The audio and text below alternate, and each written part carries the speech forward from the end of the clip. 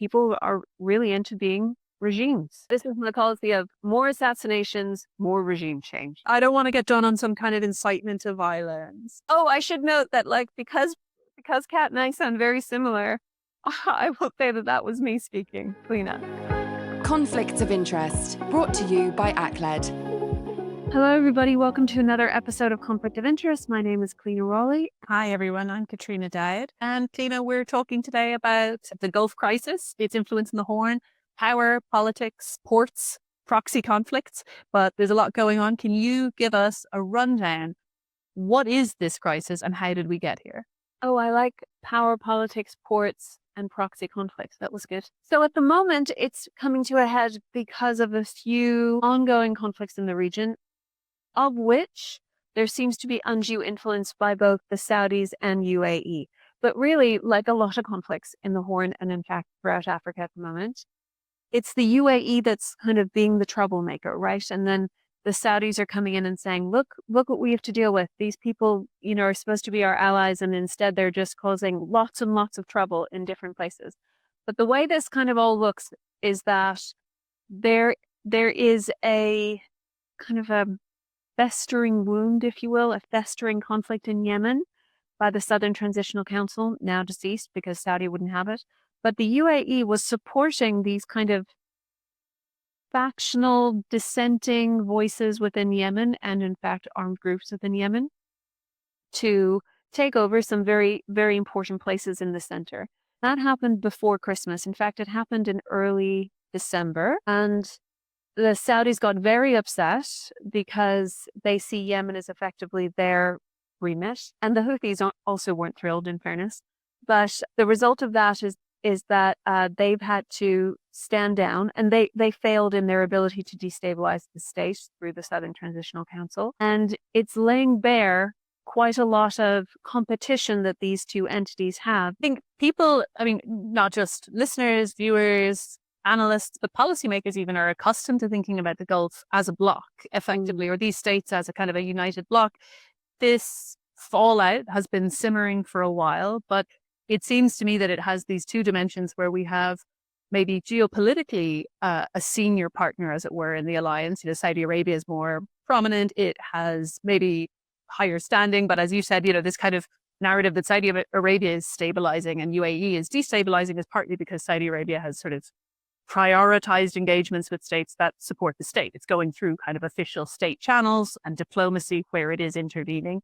And then on that dimension, I think UAE is the junior partner, but then commercially, financially, economically, I think UAE stands out as the more prominent, the more successful economically in terms of where Saudi Arabia wants itself to be, thinking about kind of being a commercial or an economic hub. Do you think that holds? Yeah, a little bit. I would say that the notion that Saudi Arabia is kind of the adult in the room is maybe something that they would like to foster rather than it being the reality. But UAE is now kind of generally regarded as kind of a bad egg. And you're right, they are certainly supporting non-state armed groups in Libya, in Sudan especially, and of course in Yemen. But I think specifically what the current version of the crisis looks like is that there is an alliance between UAE, Israel, and Ethiopia. And there is an alliance between Saudi Arabia, Egypt, and Somalia. So that takes into account all of these entities. You'll notice that Yemen is not in there, in part because Yemen is there to be apparently just kind of kicked around and manipulated. As and when necessary, right? That brings in lots and lots of different layers. So you're right, of course, that the Saudis are the ones that they think they're going to be working with the US. They're attracting the Chinese. They've got reasonable discussions with European powers, etc. And UAE is kind of regarded as people who are either shoving weapons into war zones or extracting gold exactly at the same time from those same war zones. But it's not quite like that. Effectively, this new alliance, let's say, between UAE and Israel is one of that I think Saudi is quite worried about. I think the US is quite worried about, in part because, of course, the Abraham Accords was going to ally Saudi and Israel, but Saudi Arabia is now seeing Israel as kind of a regional destabilizer in the same way that they see UAE. And of course, the countries within the Horn of Africa, they see Ethiopia as the regional destabilizer. So now it's kind of like an axis of destabilization and then a kind of like, look how well behaved we are, but it's actually not on the Saudi, Egypt, Somali side. Yeah, I was going to say, I think this idea that you have a kind of state-oriented actor that is Saudi Arabia, that's kind of working through states or bolstering states and is therefore the stabilizing one, is an attractive story, but it's not one that takes into account how dangerous, predatory, and destabilizing the state itself can be when it's a party to a conflict. So I'm a little skeptical about that as in terms of that narrative, particularly given a crisis you've already mentioned in the Horn of Africa, Sudan. What does that rivalry look like on the ground when it comes to that rivalry playing out in another context? I would argue similar to Yemen, it's not featuring in this sort of alliance axis structure because it's there apparently to be carved up and to play out this proxy conflict more than it is seen as a player in itself. Yeah, that's a really good point here, because if we look at both Yemen and Sudan as proxy conflicts, it helps us understand how we've now evolved into a situation, especially I would say within Africa, but more broadly, maybe the Red Sea and Africa together, whereby these external powers seems to have more influence over what happens to those conflicts than the internal entities, right? And that brings us, or kind of has uncomfortable reminders of the 1980s and how different proxy conflicts fought, and they would keep going, not because there wasn't a domestic solution there, or even one party would win over another, but because the external powers wanted them to keep going. And that's, I think, one of the worrying features of both Yemen and Sudan. But in general, what's happening in Sudan, very, very, very simply, is that UAE has certainly been funding and supplying the RSF, and Egypt and Saudi Arabia and others have been supporting the Sudanese armed forces under al-Burhan. And so what that effectively means is that the surrounding countries are now being kind of jockeyed into position to make sure that, for example, they can get weapons through Libya and up through Central African Republic. Obviously there's quite a bit of instability in Chad that makes them appear like they're up for grabs, if that makes any sense. So like these regimes across African states seem to be too weak to withstand some of the influence of both parties, and it depends about how they're going to negotiate with them, or kind of horse trade influence, or whatever it is they want, territory, etc., with them. But the one exception to that, I think, is Ethiopia, who's trying to position itself as the regional hegemon relatively successfully, but in a way that's destabilizing other countries in the region. So certainly in Sudan, Ethiopia has not come to the support of SAF, the Sudanese armed forces. Instead, some people are claiming that, of course, the Tigray forces, which would kind of by definition at this point be against what's happening in Addis, they are locating themselves within Sudan to support SAF. But like I said, it becomes quite complicated very quickly. But what I will say is that this can sometimes hide the fact that there are ongoing conflicts within the region, such as in Somalia, where the Somali armed forces, and by extension the Somali government, is too weak to hold on to Somalia more generally, but also Somaliland, right? And they can't blame the UAE for that, or Saudi Arabia. That is simply their inability to have won this war. That said, al-Shabaab isn't thrilled about the idea either of giving up Somaliland or any other territory. And so there's a little bit of a wild card in here. Everybody isn't fulfilling their, let's say, regimented roles extremely cleanly, which is why I think that people are like, oh, what in the name of God is going to happen here? Yeah, I think that uncertainty comes, as you said, from this sort of multiple layers of possibilities and different dynamics. Like certainly the short term, I think where we see intervention in Sudan, that's immediate. The implications are very clear. And we've talked about sort of geopolitical implications of drawing in countries on the border, but also the cost to affected populations in Sudan is absolutely astronomical. It's the biggest humanitarian crisis in the world, 35 million people in need of humanitarian assistance by UN estimates. It's enormous and very high ranking in terms of, let's say, the conflict index, ACLED's conflict index. It's clearly structurally just a really, really volatile context. And then layering onto that, these kind of unknowns or these sort of longer, maybe slower burns in terms of structural tensions like Somalia and Somaliland, I think adds to the sense that anything could happen here, that the one sort of shift in the prevailing winds could really reconfigure this. And again, to emphasize, a very long way from the Gulf and a very long way from where this conflict originated. But I think it's interesting to see these conflicts play out, or this rivalry play out, in contexts that have essentially the structural conditions and the sort of actors for a conflict. So it's not that we're seeing sort of a new conflict generated as a result of these rivalries, but actually we're seeing a kind of almost a selective sort of zone for this rivalry to play out, and sort of picking the right place for that competition, I think, which maybe to me raises the question of where else might be on the cards.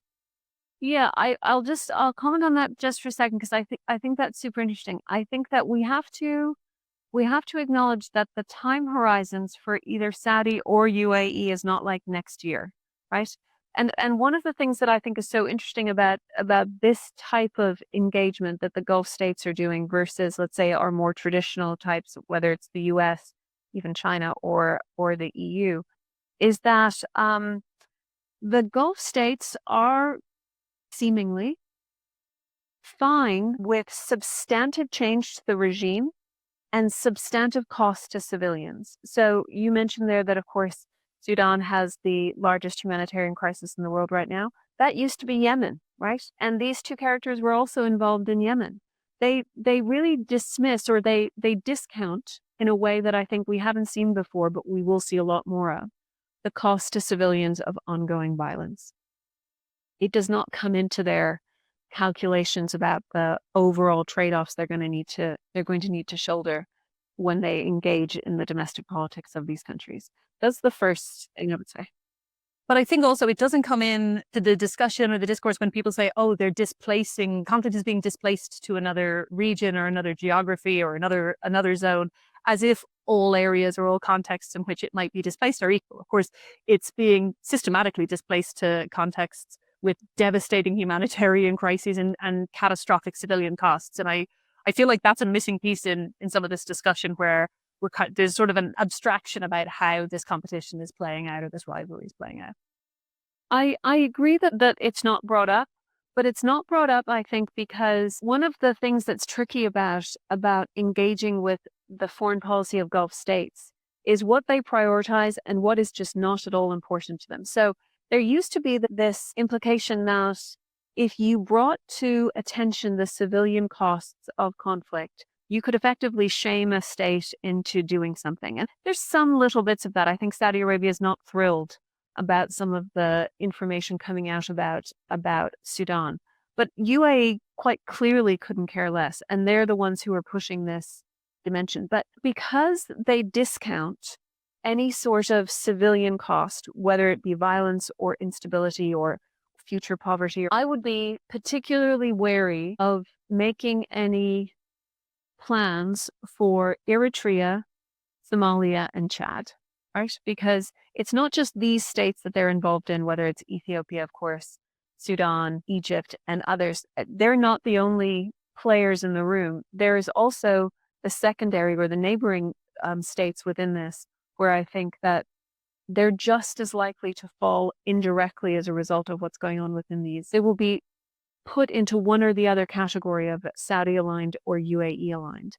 So that's the immediate future, I think, for what's happening within the Horn or East Africa more broadly. But my point about Eritrea or Somalia, etc., is that whichever one of these combinations, Saudi, Egypt, Somali group, or the UAE, Israel, Ethiopia group, whichever one is dominant, really sets the scene for those countries a little bit more than maybe we've given a lot of attention to within foreign affairs or foreign policy. And none of this is happening in a vacuum. So while we're zooming out from maybe the local and the national politics and conflict dynamics in those contexts to say, firstly, these external actors in the Gulf, and then also these regional neighboring actors are significant, there's also the return of Trump and what that means for shifting geopolitics. We've got a US administration that's engaging with both the Middle East and Africa very differently than we've seen in the past, even during Trump version 1. I do think that there's something to be said here for like they are just very different players. They have very different time horizons. They don't have a lot of disadvantages or natural disadvantages, right? And in many ways, both UAE and Saudi have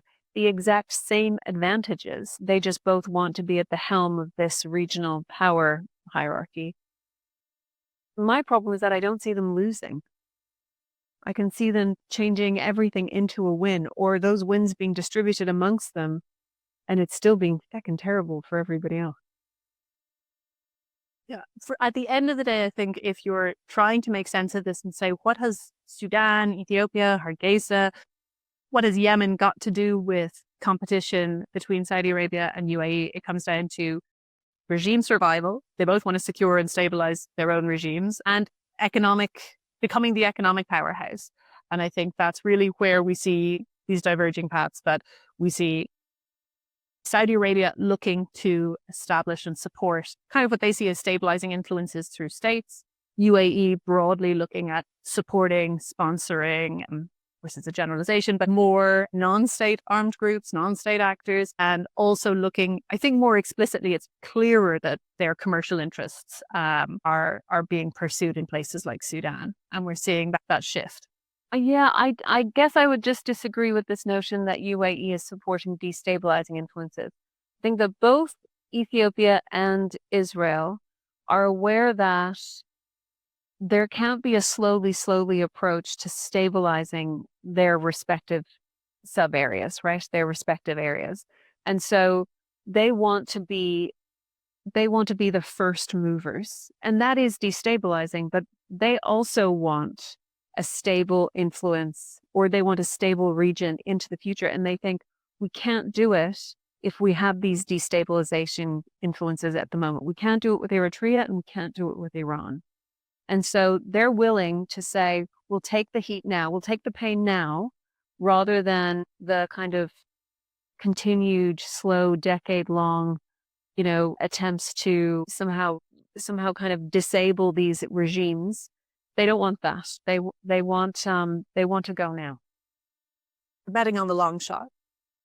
They're betting on the stability long shot rather than the current stability. But they have a vision of those regions that is not altogether different than, I would say, the Saudi vision of those regions. It's just that the mode at which they're going to get there, the pace, who has to fall first, those differ.